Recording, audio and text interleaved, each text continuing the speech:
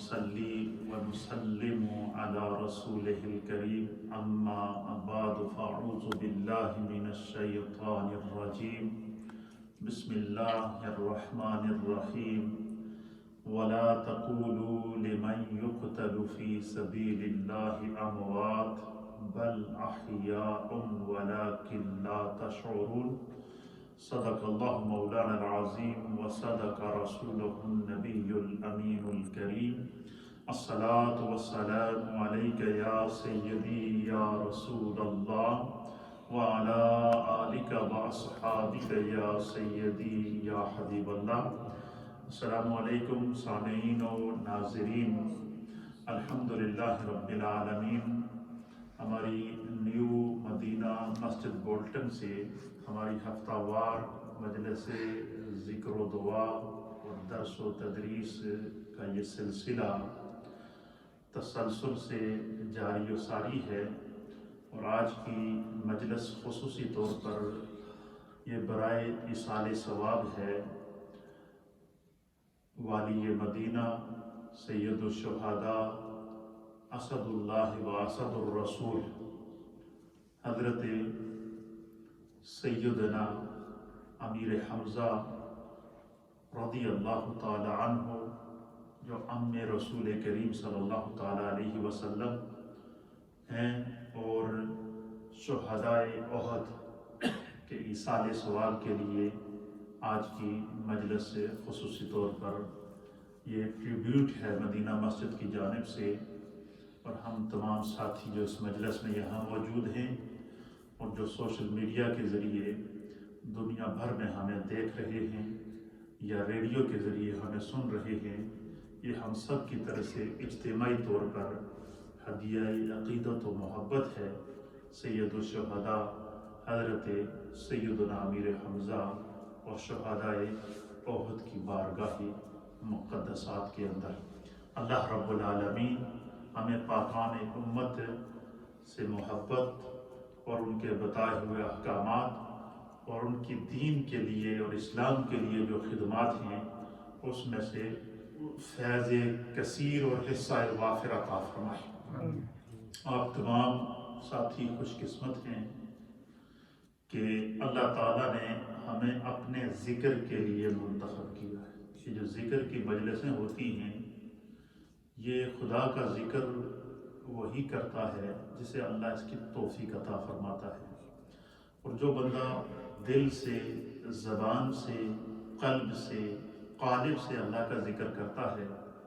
خدا اس کے ذکر کو ہمیشہ زندہ رکھتا ہے. آج 1400 سال سے زائد عرصہ گزر چکا ہے. سید الشہداء والی مدینہ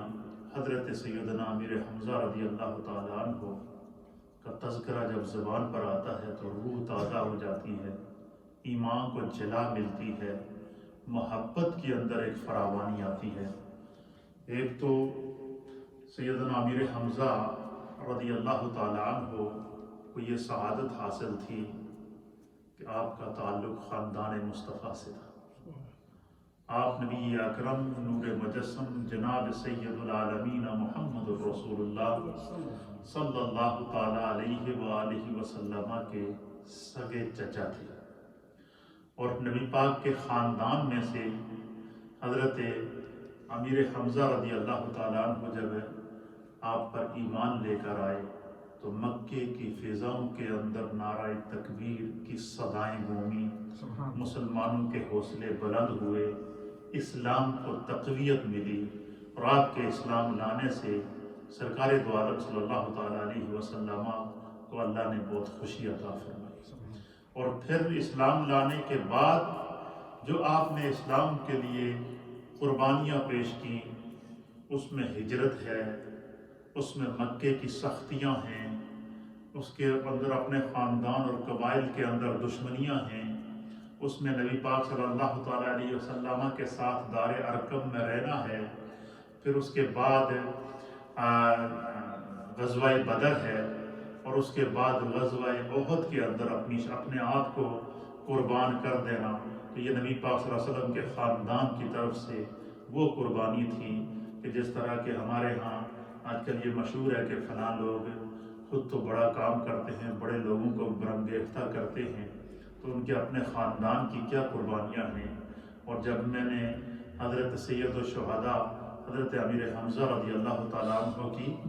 آپ کی سیرت کا، آپ کی زندگی کا اور آپ کی نبی پاک صلی اللہ علیہ وسلم سے قرب اور فیض کا جب میں نے تذکرہ پڑھا تو اللہ پر ایمان تازہ ہو گیا۔ بدر میں آپ نے کیا کیا مجاہدے دکھائے اور کیا کیا بہادری دکھائی، اس کا منظر بھی اہل سیر نے بیان کیا ہے۔ احد کے اندر جس طرح آپ نے جواں مردی سے اپنے سینے پر تیر کھائے، تلواریں کھائیں اور نیزے کھائے اور اپنی آپ کو اللہ کے راستے میں قربان کر کے دین کے لیے جو ہے دین کو ہمیشہ کے لیے زندہ کیا، یہ آپ کا وہ اسلام کے لیے کارنامہ ہے کہ جس کے اوپر اللہ کے رسول فخر کیا کرتے تھے، جس پر صحابہ اکرام فخر کیا کرتے تھے، جس پر اللہ کے فرشتوں نے فخر کیا ہے۔ اور میں آگے جا کے بیان کروں گا کہ فرشتوں نے حضرت سید الشہداء کی ذات پر کیسے فخر کیا ہے، اور پھر اللہ کی بارگاہ سے آپ کو جو ہے وہ جو پذیرائی اور مقبولیت ملی ہے۔ تو گویا کہ آج اس شخصیت کا ہم تذکرہ کر رہے ہیں کہ جس کا ذکر خدا نے کیا ہے، جس کا ذکر مصطفیٰ نے کیا ہے، جس کا ذکر حضرت امیر المؤمنین سیدنا صدیق اکبر نے کیا ہے، جن کا ذکر حضرت سیدنا فاروق اعظم نے کیا ہے، جن کا ذکر جناب سیدنا عثمان بن عفان اور جناب مولا کائنات حیدر کرار سیدنا علی المرتضیٰ کرم اللہ وجہہ الکریم اور نبی پاک کے قدموں پہ 1.25 لاکھ صحابہ نے ذکر کیا۔ اور پھر سب سے بڑی سعادت ہے جو اسلام ہمیں عطا کرتا ہے کہ آج ہم اولیاء اللہ کے اور انبیاء اکرام کے مزارات پر جاتے ہیں۔ ہم سے اگر کوئی پوچھے کہ تم مزارات اولیاء پر یا مزارات انبیاء پر کیوں جاتے ہو اور اس کا ثبوت کہاں سے ہے، تو ہمیں یہی حدیث ملتی ہے کہ میرے آقا ہر سال حضرت امیر حمزہ کے مزار پر خود تشریف لے جایا کرتے۔ حضور علیہ السلام حضرت امیر حمزہ کے مزار پر بھی جاتے، آپ شہدائے احد کے مزارات پر بھی جاتے، آپ ان کی قبروں کے اوپر کھڑے ہو کر حضور علیہ السلام ان سے کلام کیا کرتے تھے، ان سے باتیں کیا کرتے تھے۔ تو سب سے پہلے میں حضرت سیدنا امیر حمزہ رضی اللہ تعالیٰ عنہ کا جو خاندانی پس منظر ہے، جو تعارف ہے، جو سلسلہ نسب ہے، اس حوالے سے گفتگو کروں۔ آپ کا نام النامی اسم گرامی، آپ کی کنیت، آپ کا جو نام النامی اسم گرامی تھا وہ حمزہ تھا۔ کیا تھا؟ حمزہ تھا۔ اور آپ کے والد ماجد کا نام تھا عبد المطلب، یعنی حضور علیہ السلام کے سگے چچا، حضور علیہ السلام کے والد ماجد حضرت سیدنا عبداللہ رضی اللہ تعالیٰ عنہ اور حضرت سیدنا حمزہ رضی اللہ تعالیٰ عنہ یہ سگے بھائی تھے۔ اور حضرت جو ہے وہ عبد المطلب کی اولاد میں سے تھے، تو آپ کا ابو یعلا اور ابو عمارہ یہ آپ کی کنیت تھی، اور اسد اللہ اور اسد الرسول یہ آپ کا لقب تھا۔ نبی پاک نے حضرت امیر حمزہ کے لیے کہا کہ یہ اسد اللہ، یہ اللہ کا شیر ہے، اور حضور علیہ السلام نے ان کی جواں مردی کو، ان کی بہادری کو اور ان کی اسلام کے لیے پیش کی جانے والی خدمات کو خود بیان کرتے ہوئے، اپنی زبان رسالت سے بیان کرتے ہوئے میرے مصطفیٰ نے فرمایا کہ یہ اسد الرسول ہیں۔ تو نبی پاک کی بارگاہ سے اسد اللہ کا اور اسد الرسول کا، اللہ رسول کا شیر، اسد اللہ کا معنی ہے خدا کا شیر، اللہ اور اس کے رسول کا ٹائیگر، اللہ اور اس کے رسول کا لائن، اللہ اور اس کے رسول کا شیر۔ اور یہ لقب کہاں سے ملا؟ بارگاہ مصطفیٰ کریم صلی اللہ تعالیٰ علیہ وآلہ وسلم سے ملا۔ تو آپ کا جو آپ کے متعلق اہل سیر میں لکھا ہے کہ آپ نبی اکرم صلی اللہ علیہ وسلم کے حقیقی چچا تھے، اور ماں کی طرف سے یہ تعلق تھا کہ ان کی والدہ حالہ بنت وہب سرور دو عالم صلی اللہ تعالیٰ علیہ وسلم کی والدہ حضرت سیدہ آمنہ رضی اللہ تعالیٰ عنہا کی چچا ذات بہن تھی، یعنی حضرت امیر حمزہ کی والدہ اور حضور علیہ السلام کی والدہ یہ بھی دونوں بہنیں تھیں، چچا ذات بہنیں تھیں آپس میں۔ اور اس طریقے سے والدہ کی طرف سے بھی رشتہ جو ہے وہ ان کی والدہ کے ساتھ ملتا ہے، اور والد کی طرف سے بھی رشتہ ان کے والد کے ساتھ، اور والد سے رشتہ یہ ہے کہ ان کے حضرت امیر حمزہ اور نبی پاک کے والد سکے بھائی، اور والدہ کی طرف سے رشتہ ان کی حضرت امیر حمزہ کی والدہ اور سرکار دو عالم صلی اللہ علیہ وسلم کی والدہ ماجدہ سیدہ آمنہ رضی اللہ تعالی عنہن، یہ جو ہے وہ یہ بھی چچزاد بہنیں تھیں۔ تو اس طریقے سے یہ خاندانی حضور علیہ الصلوۃ والسلام کے خاندان سے ہر اینگل سے آپ کا رشتہ، خاندانی اعتبار سے، نسبی اعتبار سے، قرب کے اعتبار سے اور محبت کے اعتبار سے بھی وکھرا تھا۔ آپ کا سلسلہ نسب اس طرح لکھا گیا ہے کہ آپ کا نام حمزہ بن عبد المطلب بن ہاشم بن عبد مناف بن قصی بن کلاب بن مرہ، یہ نبی اکرم صلی اللہ تعالیٰ علیہ وسلم کے سلسلہ نسب سے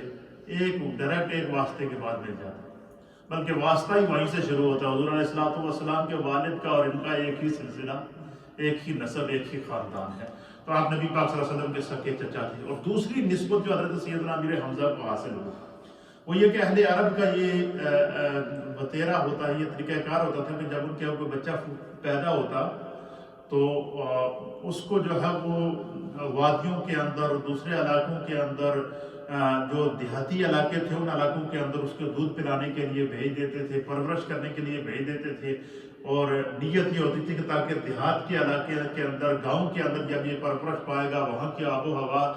ملے گی تو ان کے قواعد جسمانی مضبوط ہوں گے، بہادر ہوں گے۔ تو حضرت نبی اکرم صلی اللہ تعالیٰ علیہ وآلہ وسلم سے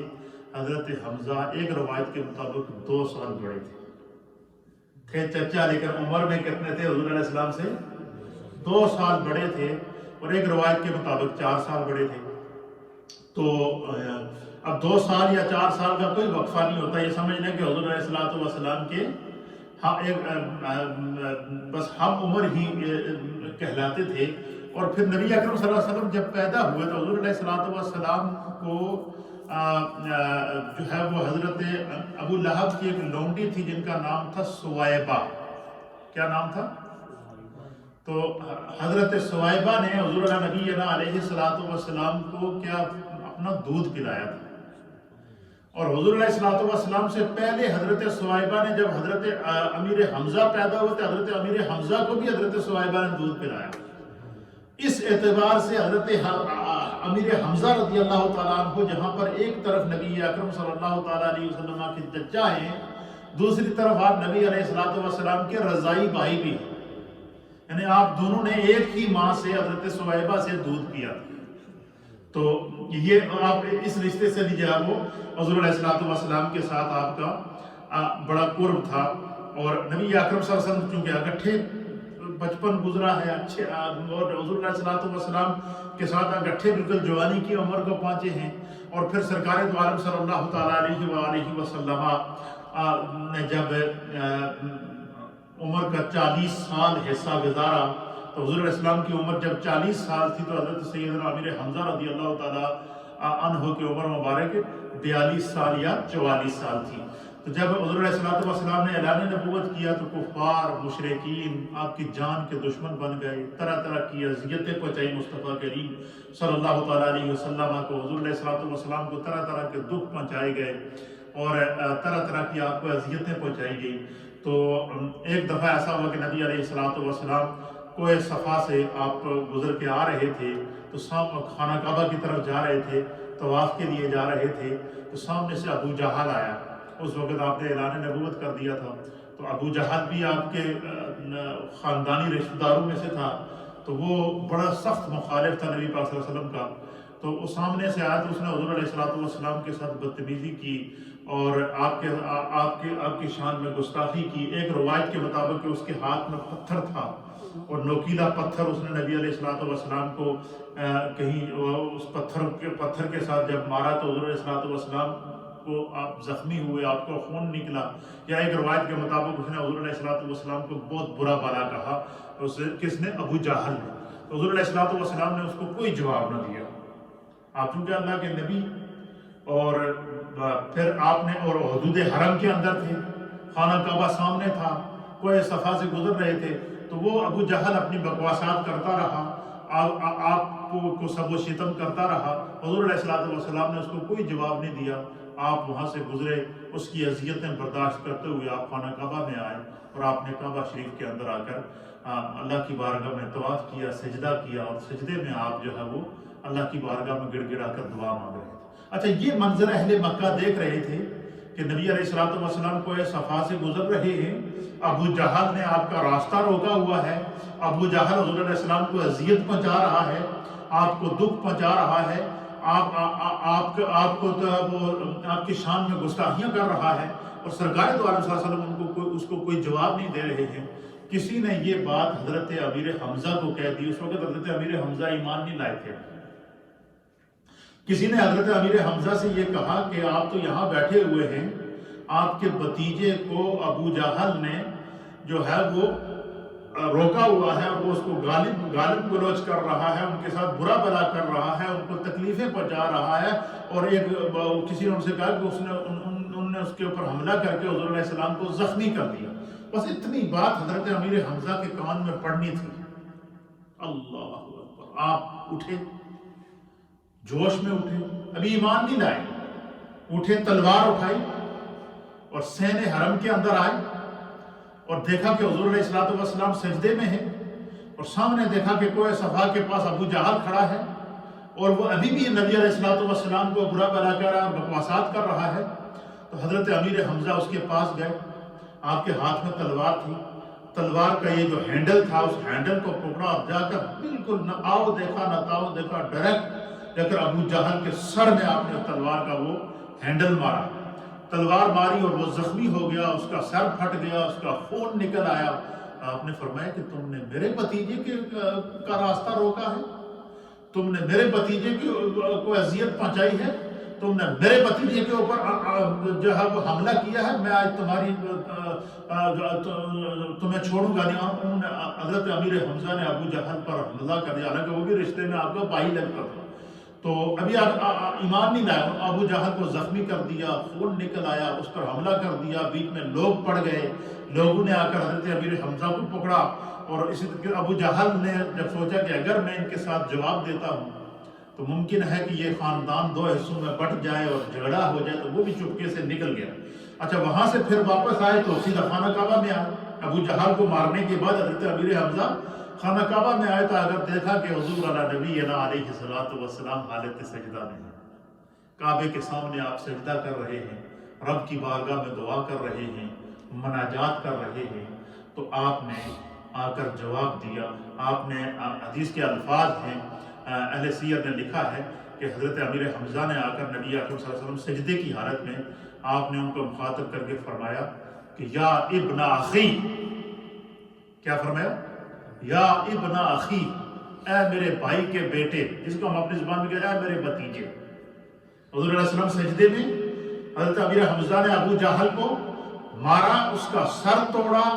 اس کو سر پھاڑا، اس سے خون نکلا، اور پھر اسی غصے اور اسی جلال کے عالم میں تلوار کو لہراتے ہوئے حسین کعبہ میں آئے،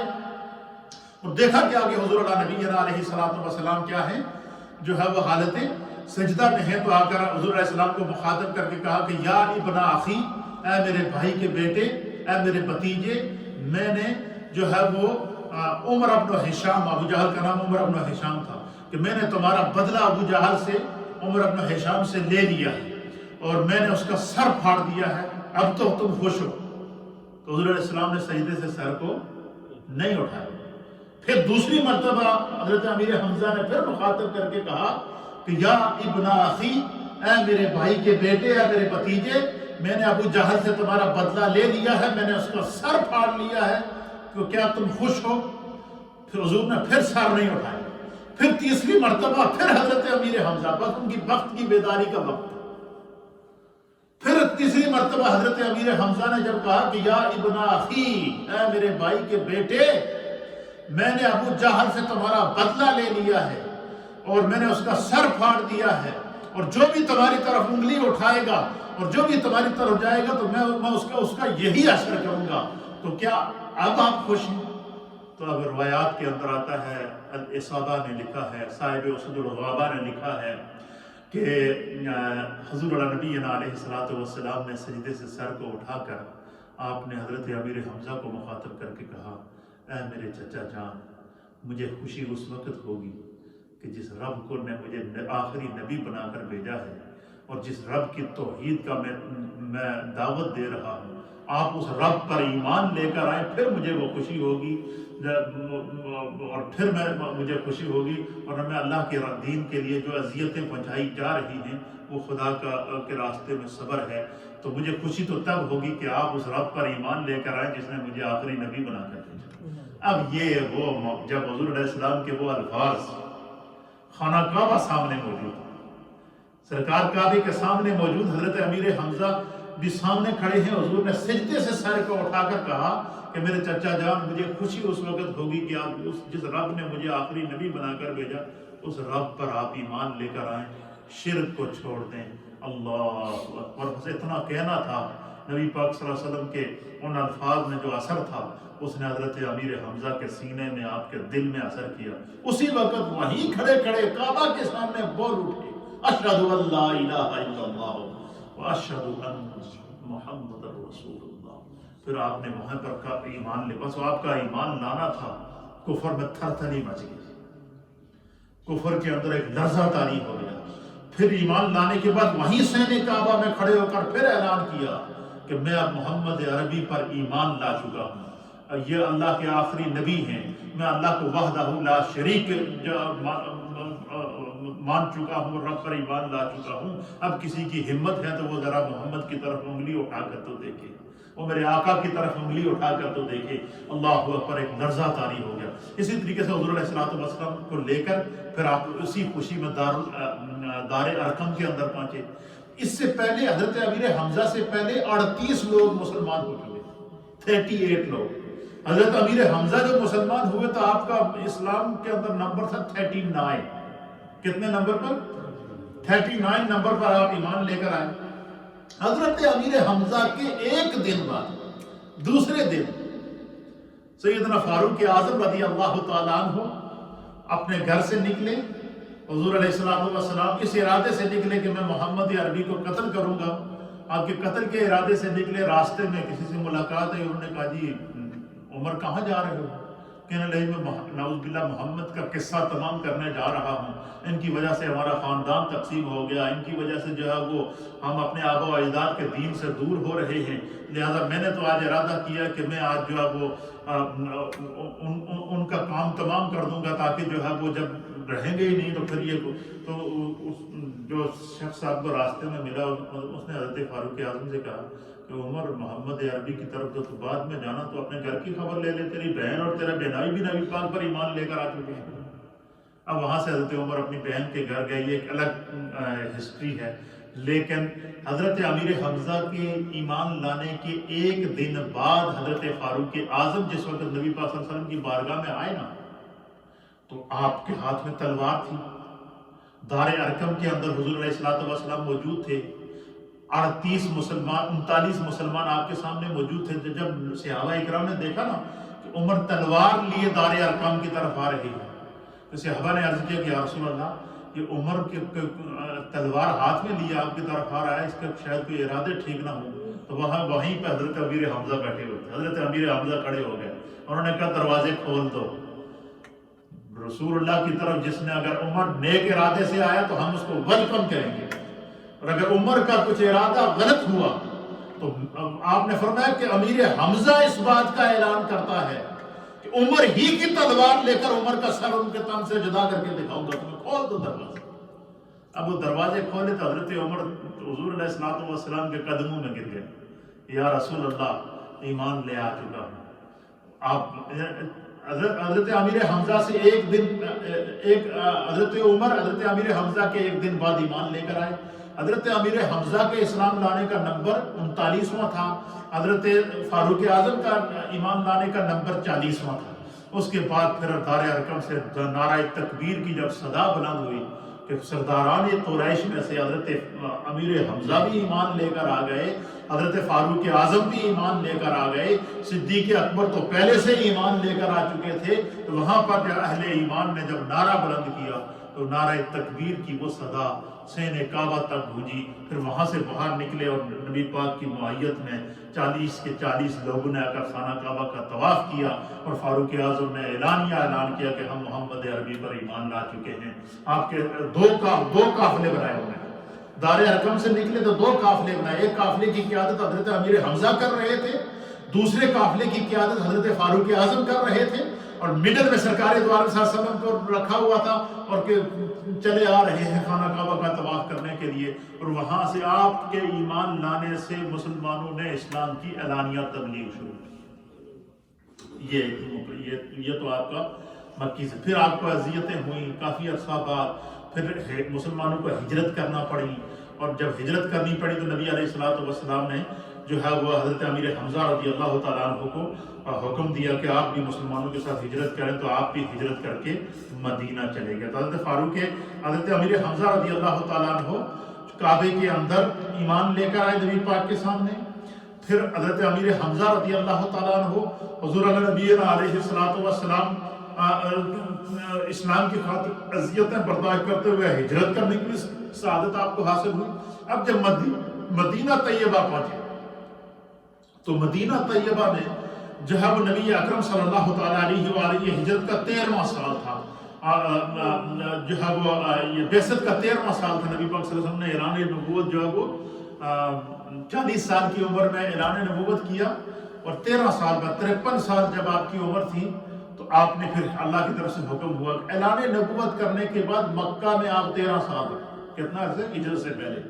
13 سال تک اذیتیں برداشت کرتے رہے۔ اس میں سماجی مقاطعہ بھی ہے، اس میں شعبہ ابو طالب کے اندر جو ہے وہ بائیکاٹ بھی ہے، اس کے اندر دار ارقم کی ہے، اس کے اندر طائف کے مقام پر جو سرکار دو عالم صلی اللہ علیہ وسلم کو اذیتیں پہنچائی گئیں وہ منظر موجود ہیں، اس کے اوپر نبی اکرم صلی اللہ علیہ وسلم کا خود ہجرت کرنے کا منظر موجود ہے۔ حضرت سیدنا امیر حمزہ رضی اللہ تعالیٰ عنہ نے جو ہے وہ جس وقت مدینہ طیبہ پہنچے تو اس کے بعد پھر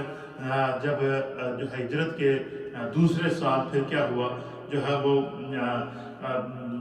غزوہ بدر ہوا۔ تو غزوہ بدر جو ہے وہ جس وقت ہوا تو غزوہ بدر میں جو ہے وہ جب سفارہ ہو گئے تو غزوہ بدر میں حضور اللہ نبینا علیہ الصلوۃ والسلام نے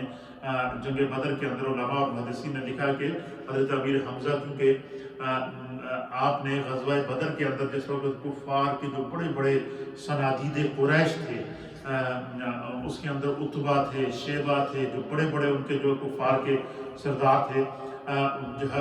وہ جنگ کے اندر جب شریک ہوئے تو جب عتبہ اور شیبہ اور یہ جو بڑے بڑے کفار کے سردار قریش کے سردار تھے، انہوں نے جنگ بدر کے اندر جب سامنے آ گئے تو اب صحابہ کو حضور علیہ السلام نے بھیجا تو انہوں نے کہا جی کہ عام لوگوں سے تو ہم لڑائی کرتے نہیں، ہم تو سرداران قریش ہیں، ہماری ٹکر کا کوئی بندہ بھیجو۔ جنگ بدر کے اندر انہوں نے کیا کیا، عتبہ نے چیلنج کیا کہ ہماری ٹکر کا کوئی بندہ بھیجو جو ہمارے ساتھ لڑائی کرے۔ حضور اللہ نبینا علیہ الصلوۃ والسلام نے دیکھیں اسلام کی وہ جنگ جس میں صرف 313 مسلمان، اور پھر اس جنگ میں اللہ کی طرف سے 5000 فرشتوں کی تائید اور نصرت، اس جنگ بدر کے اندر جب کفار کی طرف سے صنادید قریش کی طرف سے عتبہ اور شیبہ اور جو بڑے بڑے جو کفار کے سردار تھے ان کی جانب سے جب یہ اعلان کیا گیا کہ ہماری ٹکر کا بندہ بھیجے ہمارے ساتھ لڑنے کے لیے، تو حضور اللہ نبینا علیہ الصلوۃ والسلام نے غزوہ بدر میں جو سب سے پہلا قافلہ کفار کے ساتھ لڑنے کے لیے بھیجا، حضور نے فرمایا این الحمزہ، میرے چچا جان حمزہ کہاں ہیں؟ حضرت حمزہ کھڑے ہو گئے لبیک یا رسول اللہ۔ حضور نے فرمایا این العلی، علی کہاں ہے؟ حضرت علی المرتضیٰ کرم اللہ وجہہ الکریم کھڑے ہو گئے لبیک یا رسول اللہ۔ پھر حضور نے فرمایا این ابو عبیدہ، ابو عبیدہ کہاں ہیں؟ یہ تینوں کے ان کا تعلق قریش کے سردار کبیروں سے تھا۔ تو حضرت ابو عبیدہ کھڑے ہو گئے، آپ نے عرض کیا کہ لبیک یا رسول اللہ، آپ کھڑے ہو گئے۔ تو جب کھڑے ہو گئے تو حضور علیہ الصلوۃ والسلام نے فرمایا کہ عتبہ نے چیلنج کیا ہے، شیبہ نے چیلنج کیا ہے، اور یہ کہتے ہیں کہ ہماری ٹکر کا بندہ بھیجو، تو ہمارے قافلے میں ان کی ٹکر کے تو تم ہی ہو، تو تمہیں میری طرف سے حکم ہے کہ جاؤ ذرا ان کو دکھاؤ اسلام کی طاقت کیا ہے۔ جنگ بدر میں سب سے پہلا وار، جیسے ہی حضرت امیر حمزہ تلوار لیے، حضرت علی تلوار لیے، حضرت ابو عبیدہ تلوار لیے، یہ تینوں جب جنگ بدر کے اندر پہلا قافلہ نکلا کفار کے مقابلے میں، تو کفار کی طرف سے جو کفار کا سب سے بڑا سردار تھا، اس کا نام تھا عتبہ۔ عتبہ سامنے آیا، جو چیلنج کر رہا تھا کہ میرے ٹکر کا بندہ بھیجو، اور وہ عتبہ آیا حضرت امیر حمزہ کے سامنے۔ اور جیسے ہی حضرت امیر حمزہ کے سامنے آیا نا، حضرت امیر ان کے قریبی رشتہ دار بھی تھا، مکے کے تعلقات بھی تھے، اور مکے کے اندر جاؤ ایک دوسرے کے مرتبے اور مقام کو بھی جانتے تھے، لیکن حضرت امیر حمزہ نے ایک لمحے کی تاخیر نہیں کی۔ کیوں؟ کہ اس وقت یہ نہیں دیکھا کہ اس کا تعلق خاندان قریش سے ہے، یہ نہیں دیکھا کہ اس کا تعلق سرداران مکہ سے ہے، یہ نہیں دیکھا کہ اس عتبہ کا بہت بڑا وہاں پر مکے کے اندر بڑا منصب ہے اور بڑا مقام ہے اور اس کو بڑی عزت حاصل ہے اور یہ مکے کے بڑے لوگوں میں سے ہے۔ حضرت امیر حمزہ نے یہ دیکھا کہ یہ اس وقت دشمن رسول ہے، یہ رسول اللہ کے مقابلے میں آیا ہوا ہے۔ جیسے ہی عتبہ حضرت امیر حمزہ کے سامنے آیا، اور اپنے پہلا وار کر کے اس کی گردن کو تن سے جدا کر دیا۔ جنگ بدر میں پہلا کافر جو قتل ہوا وہ عتبہ تھا، اور اس کو قتل کرنے والے حضرت امیر حمزہ تھے۔ اسی طریقے سے حضرت علی کے مقابلے کے اندر جو آئے، آپ نے اس کو پہلے وار میں کر دیا۔ پھر اسی طریقے سے حضرت ابو عبیدہ پر حملہ ہوا تھا، حضرت ابو عبیدہ زخمی ہو گئے۔ پھر حضرت علی اور حضرت امیر حمزہ نے جو ہے وہ اس شخص کے اوپر حملہ کر کے جو ہے حضرت ابو عبیدہ کو بچایا، اور اس کو جو ہے ان تینوں کو شہید کر کے آپ جو ہے وہ، اب جب عتبہ کا شہید ہونا، مکے کے اندر کو رام مچ گیا، مکے کا سردار، اور اس کو قتل کس نے کیا ہے؟ وہ حضرت امیر حمزہ نے کیا ہے۔ تو پھر وہاں پر سرداران قریش، ہر قبیلے کے لوگوں نے کیا کیا؟ انہوں نے معاہدہ کیا کہ ہم اس کا بدلہ ضرور لیں گے۔ تو پھر انہوں نے دوبارہ کیا کیا کہ جو ہے وہ مدینہ شریف پر حملہ کیا اور جنگ احد ہوئی۔ اور جب مدینے کو چاروں طرف سے گھیر لیا، پھر احد کے میدان کے اندر حضرت سیدنا امیر حمزہ رضی اللہ تعالیٰ عنہ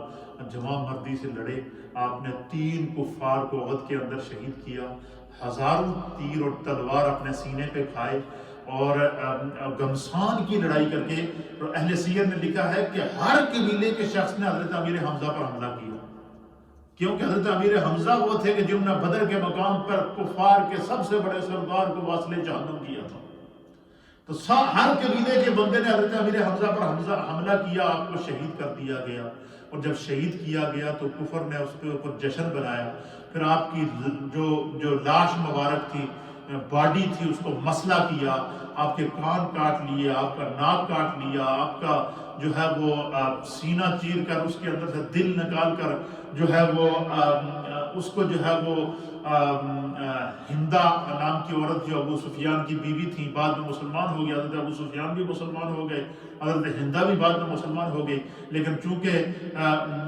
یہ جو عتبہ تھے یہ اس کے والد تھے، اس کو بڑا دکھ تھا، تو اس نے حضرت امیر حمزہ کا کلیجہ نکال کر وہ چبایا۔ اس حد تک آپ کو جو وہ شدید قسم کے جو وہ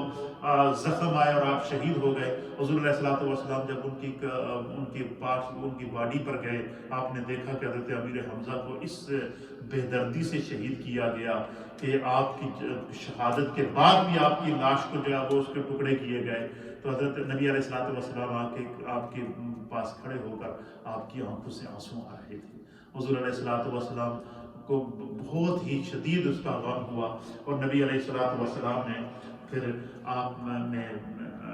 حضور علیہ السلام نے ان کی طرف توجہ فرمائی۔ سرکار دو عالم صلی اللہ تعالیٰ علیہ وسلم نے سب کو، حضرت امیر حمزہ کی جو بہن تھی صفیہ نام تھا ان کا، وہ جب ان کو پتہ چلا کہ میرے بھائی شہید ہو گئے تو ان کی طرف جب وہ آئی تو حضور علیہ السلام نے ان کو روک دیا، کیونکہ حضور علیہ السلام ان کو دیکھ چکے تھے کہ ان کے چہرہ بھی کاٹ دیا گیا، جسم کے ٹکڑے کر دیے گئے، کلیجہ باہر نکال دیا گیا۔ اس انداز سے اسلام کے لیے ایسی ایسی قربانیاں دی ہیں ہمارے اکابرین نے۔ تو حضور علیہ السلام نے حضرت صفیہ کو جو ہے وہ حضرت حمزہ کا چہرہ نہیں دیکھنے دیا، اس کو ان سے کہا کہ آپ نہیں دیکھیں۔ پھر سرکار ایک وقت ایسا آیا، روایات کے اندر آتے کہ حضور اللہ نبی علیہ الصلوۃ والسلام نے جو لوگ جو وہ شہداء کو دیکھنے کے لیے آئے تھے، حضور نے روک دیا، حضور نے کہا رکو، وجہ کیا؟ سرکار نے فرمایا کہ اس وقت میرے چچا امیر حمزہ کو فرشتے جنت کا پانی لا کر غسل دے رہے۔ حضرت امیر حمزہ کو حضور نے فرمایا کہ یہ سید الشہداء ہے، اور حضرت امیر حمزہ کو ایک روایت کے مطابق حضور فرماتے ہیں کہ ان کو فرشتوں نے غسل دیا۔ پھر سرکار دو عالم صلی اللہ علیہ وسلم نے ان کو خود کفن پہنایا۔ پھر جس جگہ پر آپ شہید ہوئے احد کے اس میدان کے اندر، حضور نے فرمایا ان کی قبر بھی یہی بنائی جائے، کیونکہ یہ زمین کی وہ مٹی ہے۔ پھر جو تقریباً 27 کے قریب جو صحابہ وہاں شہید ہوئے یا اس سے زائد شہید ہوئے، لیکن حضرت امیر حمزہ کی قبر الگ ہے، آپ کا مزار احد کے میدان میں الگ ہے جو مدینہ شریف گئے آپ لوگوں نے دیکھا ہوگا، اور اس کے ساتھ جو ہے ایک وہ اجتماعی قبر ہے جس کے اندر 27 صحابہ اکرام ہیں ایک ہی قبر کے اندر جو احد کے اندر۔ تو جس جگہ آپ شہید ہوئے اسی جگہ نبی پاک نے آپ کو دفن کیا۔ پھر حضور اللہ نبی علیہ السلام نے فرمایا کہ یہ امیر حمزہ، دیکھیے جو اللہ کے ولی ہوتے ہیں نا، جو اولیاء اللہ، ان کو اللہ تعالیٰ نے بہت سارے علاقے دیے ہوتے ہیں۔ کوئی ولی کسی علاقے کی ولایت پر معمور ہوتا ہے، کوئی کسی علاقے کی ولایت پر معمور ہوتا ہے، کوئی کسی علاقے کی ولایت پر معمور ہوتا ہے۔ حضور نبی علیہ السلام نے فرمایا میرے چچا امیر حمزہ کو اللہ نے مدینے کی ولایت دی ہے، مدینے کا والی بنایا ہے، اسی لیے آپ کو والی مدینہ کہتے ہیں۔ حضرت امیر حمزہ کو کیا کہتے ہیں؟ والی مدینہ۔ اور جیسے ہی مسجد نبوی شریف سے آپ نماز پڑھ کے باہر نکلیں، یہ جو گیٹ نمبر 15 ہے، گیٹ نمبر 16 ہے، گیٹ نمبر 12 ہے، گیٹ نمبر 13 ہے، یہ اس گیٹ کی طرف جیسے ہی آپ نکلیں گے نا، سامنے احد کی پہاڑی نظر آتی ہے، اور احد کی پہاڑی کی طرف آپ جیسے ہی سفر کریں گے تو سامنے اس میدان احد کے اندر حضرت سیدنا امیر حمزہ رضی اللہ تعالیٰ عنہ کا مزار پر انوار ہے، آپ کی قبر مبارک ہے۔ حالانکہ پہلے اس کے اوپر مزار ہوتا تھا، بعد میں کچھ سازشی عناصر نے اس مزار کو گرایا، لیکن خالی وہ قبر کے نشانات ہیں، لیکن وہاں جو بندہ جاتا ہے وہاں انوار کی جو بارش ہے، وہاں پر جو نور کی برسات ہوتی ہے، وہاں پر جو خدا کی رحمت کا نزول ہوتا ہے، وہاں جا کر بندہ اپنے آپ کو بھول جاتا ہے اور ساری توجہات حضرت امیر حمزہ کی طرف ہوتی ہے۔ تو حضرت امیر حمزہ کہ جو بھی شخص، اتنی بڑی سعادت جو حضرت امیر حمزہ کو ملی ہے، ایک یہ کہ سعادت کی حضرت امیر حمزہ کو سرکار دو عالم صلی اللہ علیہ وسلم سید الشہداء کا لقب عطا فرمایا۔ ایک یہ سعادت حضرت امیر حمزہ رضی اللہ تعالیٰ عنہ کو اللہ کے حبیب علیہ السلام نے اسد اللہ اور اسد الرسول کہا، اللہ رسول کے شیر کا لقب عطا فرمایا۔ تیسرا یہ کہ حضرت سیدنا امیر حمزہ رضی اللہ تعالیٰ عنہ کو حضور علیہ السلام نے مدینے کی ولایت عطا فرمائی۔ اور چوتھا یہ کہ حضرت امیر حمزہ کو رضی اللہ تعالیٰ عنہ کو نبی علیہ السلام نے جو ہے وہ والی مدینہ بنایا ہے۔ اور پانچویں فضیلت حضرت امیر حمزہ کی یہ ہے کہ روئے زمین کے مسلمان جو روزہ رسول پر حاضری دینے کے لیے جاتے ہیں، وہ حضور علیہ السلام کے روزے سے حاضری دے کر جیسے ہی فارغ ہوتے ہیں، ان کی یہ خواہش ہوتی ہے کہ ہم حضرت امیر حمزہ کے مزار پہ جا کر حاضر۔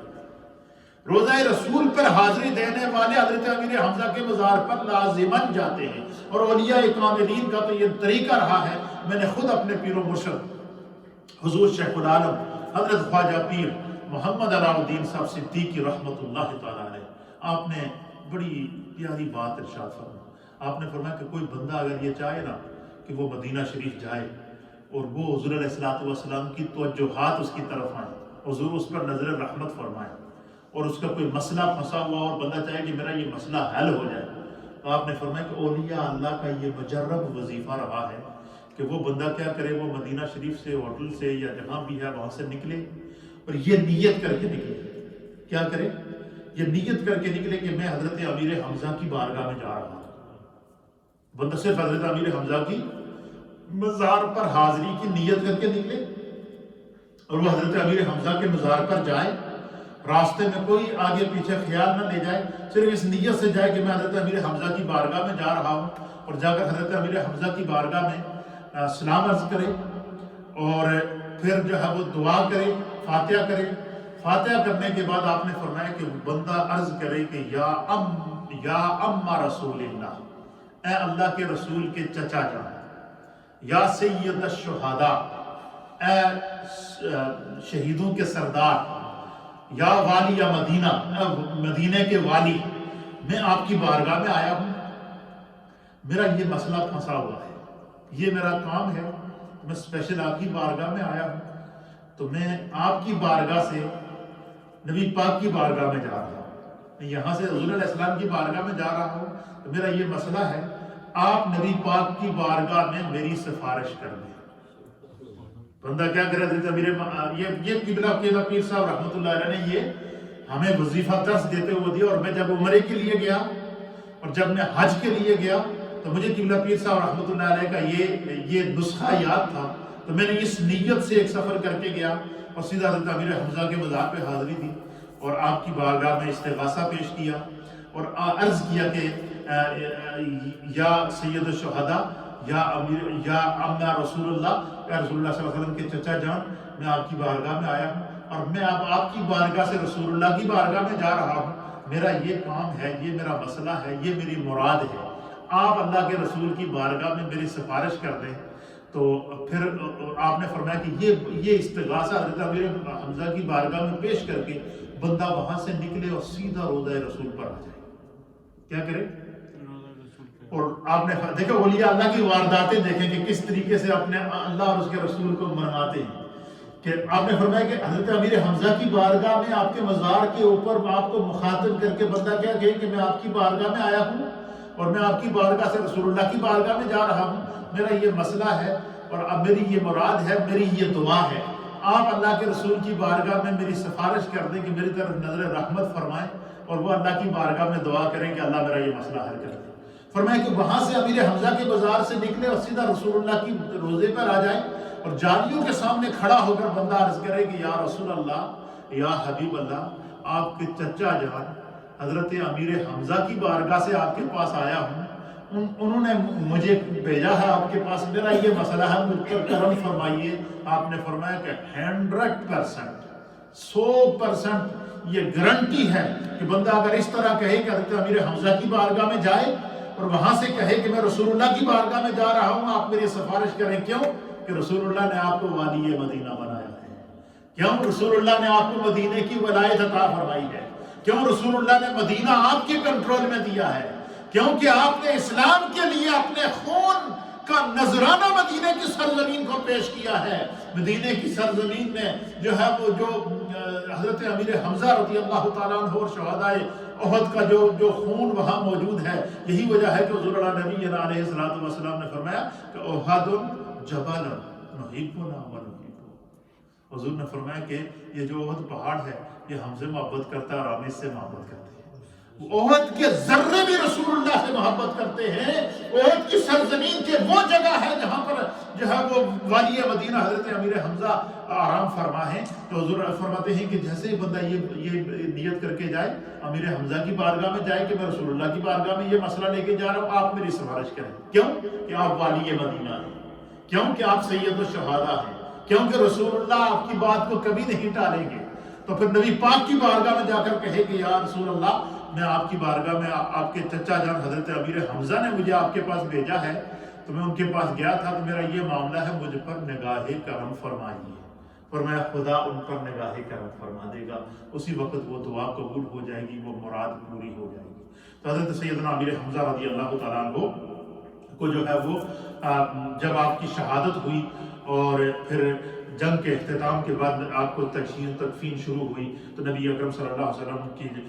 جو ہے وہ ان کی باڈی کے قریب گئے، تو ان کا جو منظر میں نے بیان کیا، اس منظر کو دیکھ کر سرکار دو عالم صلی اللہ تعالیٰ علیہ وسلم نے جو ہے وہ 70 کفار نے حضرت امیر حمزہ کی شہادت کے بعد بھی آپ کے جسم کے ٹکڑے کیا گئے،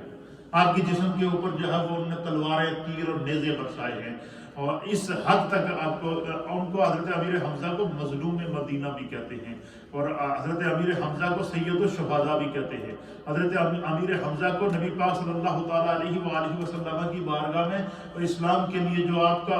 کا نذرانہ ہے، قیامت تک کا جو اسلام جو ہے وہ زندہ ہو رہا ہے، تو یہ حضرت سیدنا امیر حمزہ۔ پھر یہ قرآن حکیم فرقان مجید کی جو آیات شہداء کے بارے میں نازل ہوئی ہیں، بعض روایات کے مطابق کہ اللہ جو فرماتا ہے کہ وَلَا تَقُولُوا لِمَنْ يُقْتَلُ فِي سَبِيلِ اللَّهِ أَمْوَاتٌ، کہ جو لوگ اللہ کے راستے میں قتل کیے جائیں وہ